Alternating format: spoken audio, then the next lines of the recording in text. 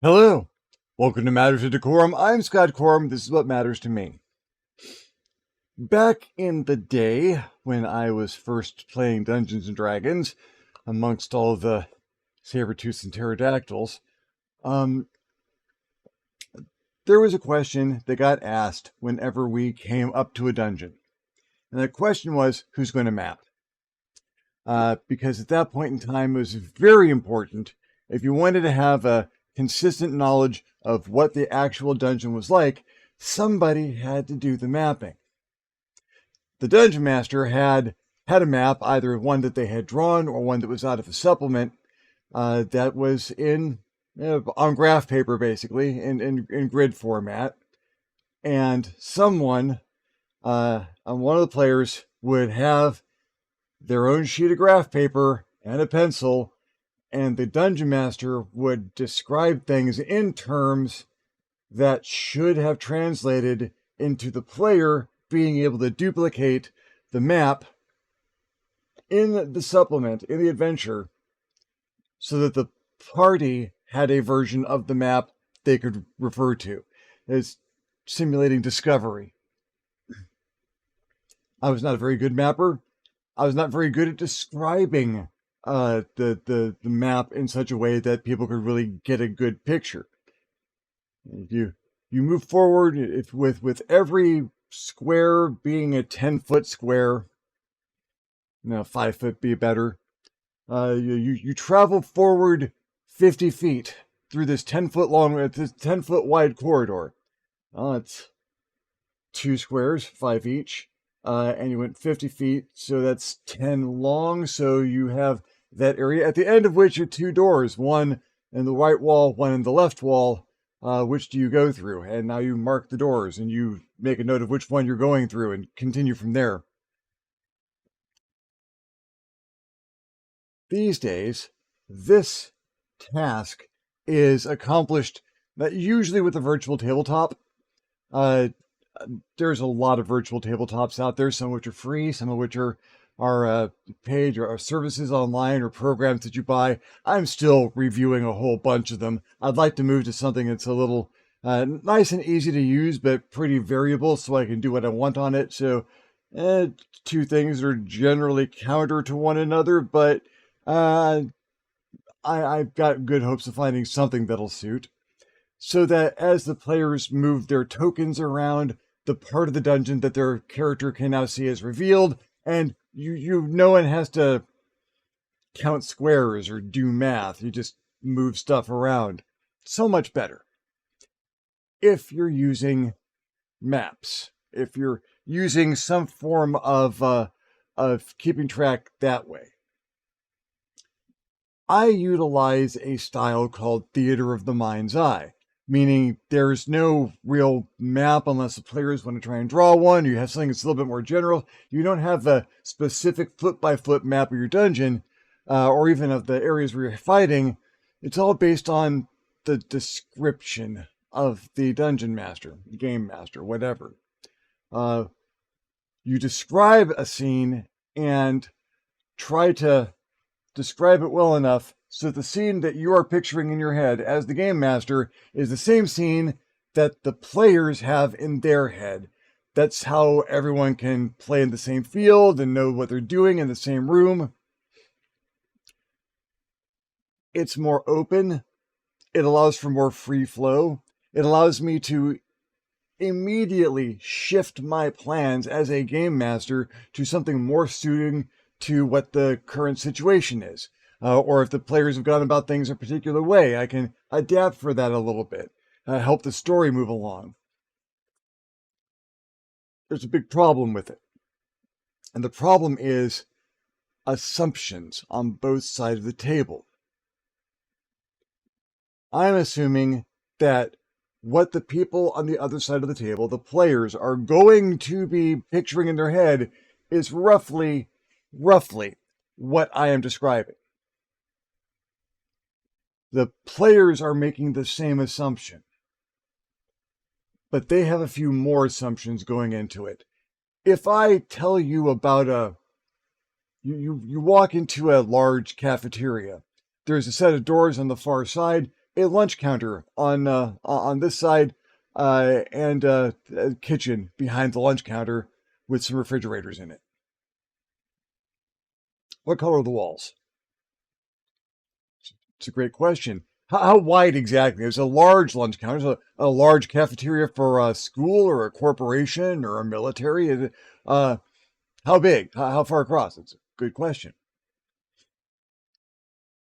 Now, in general, players can ask these questions. What color are the walls? How wide is this cafeteria? How many people is this cafeteria supposed to seat? You'd be amazed how often people don't ask these questions, because you say a cafeteria, they've got a cafeteria in their mind. It might be a cafeteria they've been to. It might be an average of all the cafeterias they've been to. It might be something they saw on TV or in a movie. They've got a cafeteria in here somewhere. We all do. But the cafeteria they have in their mind may not match the cafeteria that the game master has in theirs. In fact, quite often it doesn't. And this can lead to misunderstandings, miscommunications. You don't have the same room in your head when you're describing the scene. And while that's a problem with theater of the mind's eye, it is also a fantastic tool for the game master who would like to encourage players to let them talk. I have actively had players stop me halfway through a description of an area they're going into because they're pretty sure they know what it is, and I'm just wasting their time now and they'd like to get around to rolling dice. Not many of my players, and none of the players I currently really have, but it's been a fairly constant thing in the past.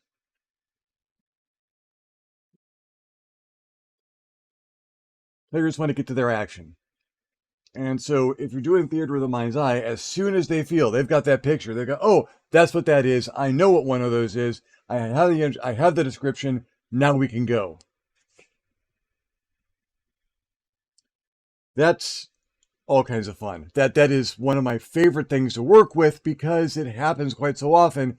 And it is so very satisfying as a game master when you get to pull things into the scene. There's things you probably were envisioning from the beginning.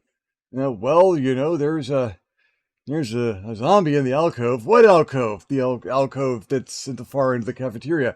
I don't remember you mentioning an alcove. Well, you told me to stop describing things. There's an alcove. Would you like to know more about the room, or y'all good? There was always going to be a zombie in the alcove, but it's in a place it's not.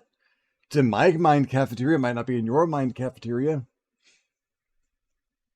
What about the curtains? I'm going to. Someone drops the curtains on you. There's curtains in this cafeteria. Well, yeah, it's a cafeteria. That there's a stage at the far end. Why is there a stage at the far end of the cafeteria? Well, where else are they going to put on plays? They don't have a theater. Stages end up in weird places, in cafeterias and gyms and wherever you can put a whole bunch of people all at once. Very few educational places have a dedicated theater, unless you're a really good high school or a junior. Even in my junior high, the gym had the stage. One of the schools I went to, there was a big cafeteria that they didn't really have a big gym, so the theater went at the stage went to the far end of that cafeteria. It's my mind cafeteria, might not be yours. And cafeterias being just an example, people have rooms in their heads. A bedroom, a living room, an office space. This is where they work. Years and years ago, I was running a cyberpunk game. And I was describing a small house mid-city. And one of the players was going to do a reconnaissance of this house. And I described it. There's up above 4 bedrooms, kitchen, the lot, the whole lower floor is the garage. So that's where they keep the cars. He goes back to the rest of the group who had heard these descriptions, by the way. And his character, the only actual source of information that the rest of the characters could work from, said, yeah, there's a big garage with a whole bunch of cars in it and people working on stuff, so that's just loaded. I had said garage, meaning the part of a house where people store their cars. It's a 2-car garage under 4 bedrooms. And he heard that and went, oh, garage, a service station, someplace where people drive their cars to and people come out and fix them. So the characters could only operate off of the reconnaissance. That player was no longer asked to do reconnaissance after this, despite their character being theoretically the person who was most capable of doing reconnaissance, because the player wasn't capable of conveying information terribly accurately. A lot of assumptions went into their description. They assumed, oh, this is the form of garage I'm most familiar with, which is a service station. So they had to sneak around this garage full of people and equipment and probably some extra security systems, because you put more security when you've got the tools and all the equipment that's very expensive, and not just that you're watching over other people's cars. So they accounted for 10 times the amount of difficulty that the place was actually worth. The whole while, the players understood that they were doing this pointlessly, but their characters had to go off the information they were given. There was no reason for anyone to go and recheck or to look again, because they had no reason at that point in time not to trust that this person would bring them back accurate information.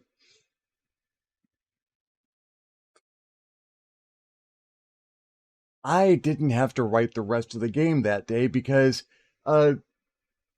they put all this extra time into preparation, planning, getting ready to deal with this room full of people working on cars. They assumed there was going to be a night shift because this was a busy part of town, and well, that's kind of how the economy in the area was working. So there was no time they can go when it was closed, and they never tried to find what that business was. Never figured. They thought maybe it's a chop shop. We don't know.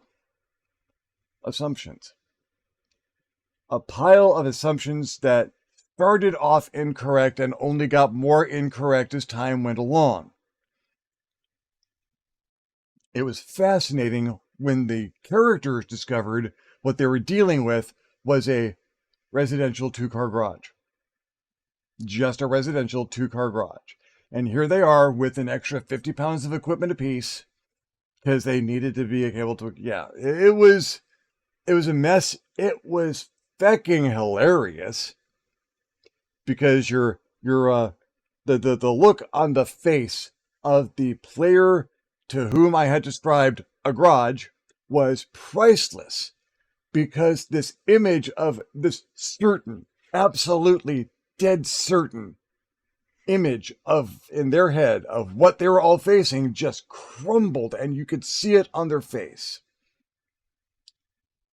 And you don't want to throw gotcha stuff. It's not like it's you throw something with an ambiguous meaning and assume that it's going to be treated differently than you intended, so that people wander into a trap. Essentially, you don't have to do that. You really don't have to do that. It's one of the risks at the Theaters of the Mind's Eye, and one of the benefits for the Game Master is that you get to see how people are assuming. See how much people want to listen to you who are looking for descriptions. And describing things is your bread and butter as the Game Master. You are every sense that they've got out there. You don't want to skimp on any information. You don't want to be so exhaustive in your information that you bore their ears into not hearing it. There's a balance you got to strike. Room size, entrances, ceiling height might come in very handy. I am currently sitting in a 10-foot by 20-foot room with a 10-foot ceiling. There is one door in and out. It is currently behind me. There is a window with a blackout curtain over it immediately to my right. There are shelves on the walls. There are shelves on 3 of the walls. And one wall, the wall with the window in it, is fronted by desks with a great deal of equipment on it.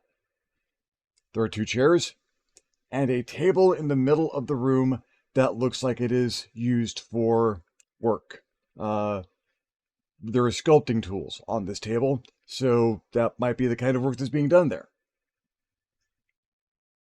That's about right for a start. Carpet or hardwood? Ah, glad you asked. Carpet.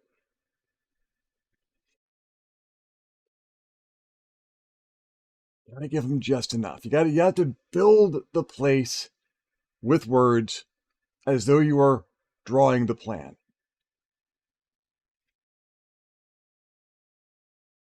Think of the graph paper. You think of the graph paper that we started with years and years ago and fill it out. It gets you a little tricky when you get to circular rooms, but it's a room. It's got a radius of 20 feet, about 40 feet across. Nice big circle, 10 feet high. Looks like 1 story in a tower. There is a staircase up at the far side. At that point in time, if I stop there, oh, it's a wizard's tower, so it's got this in it and this in it. There's probably this, and there's one of those. And no, you haven't described any of that. That's in their heads, not necessarily in yours. And you can go on with what is obvious for them to see. Now there's some furniture in there, a couple of writing desks, a nice big comfy chair, some smaller chairs for sitting at the desks, obviously. A big counter on one side that's got chemical ingredients on it. Some glassware there for boiling and whatnot, the lab gear that you normally see in an alchemist shop. Fireplace on the other side of the room, far side of the room for the alchemy stuff. Nice big fireplace. Looks like it could stand 2 people in it if you really had to. Made of stone, different from the rest of the tower.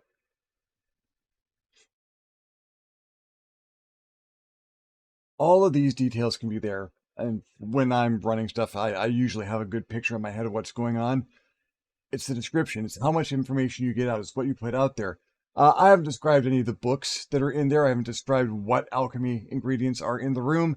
All of this and questions should come in. You should get questions from your players about books and papers and whatnot, what items in here. I'm going to toss the room. What do I find? And then they start making rolls. They'll give me rolling alchemy to see what you can find out about those ingredients. Give you an investigation roll to look through the books and see if there's anything interesting to you. You start tapping the walls to see if there's anything else in there. Give me a perception check.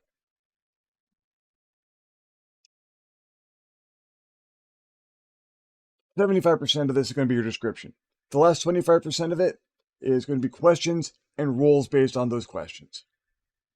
And then everyone's involved. You get a better picture of what's going around all over the place. And you want to encourage your players to have this style of play. You don't want to lay it flat out for them. Well, maybe you do. That's a level of communication that's perfectly acceptable. But you can also just kind of encourage it by letting the assumptions stand until they don't. If someone willingly walks into a room pretty much blind because you've described about what it looks like, but you've missed details that you think are important, but they have proceeded along without them, let it be a surprise. Whether it attacks them or they stub their toe on it or someone else asks the question, and wait a second, why didn't I see that? It's like, well, I wasn't done describing things and you charged right in.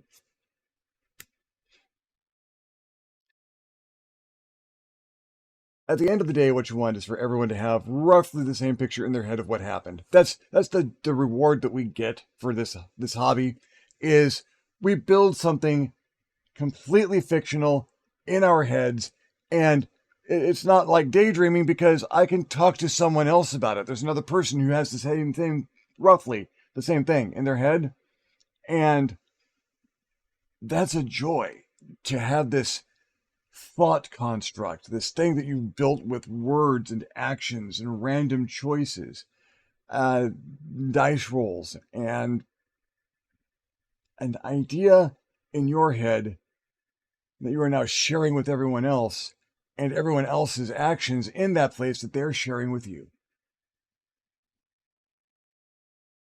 Well, thank you very much for following me along in this particular ramble.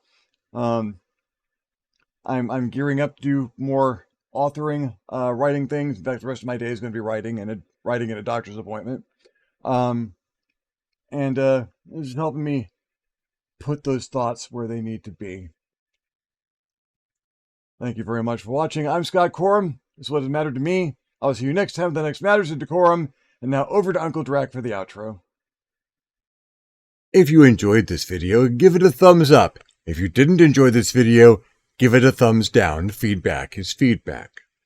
If there's any other topics you would like to hear Scott talk about, questions you'd like him to answer, subjects you'd like him to cover, please leave a comment down below. He will love getting your comment, and you will love leaving him one. If you haven't subscribed to this channel yet, why not? This channel is awesome. Go ahead and hit that subscribe button. If you do, you might also want to hit the little notification bell so you're alerted when these videos become available. If you would like to support this channel in a more substantial manner, we invite you to hit us up at the Patreon page, www.patreon.com/ScottCorum, and consider donating. Absolutely anything helps and allows us to create better content more often. In the meantime, thank you very much for watching, and we'll see you next time.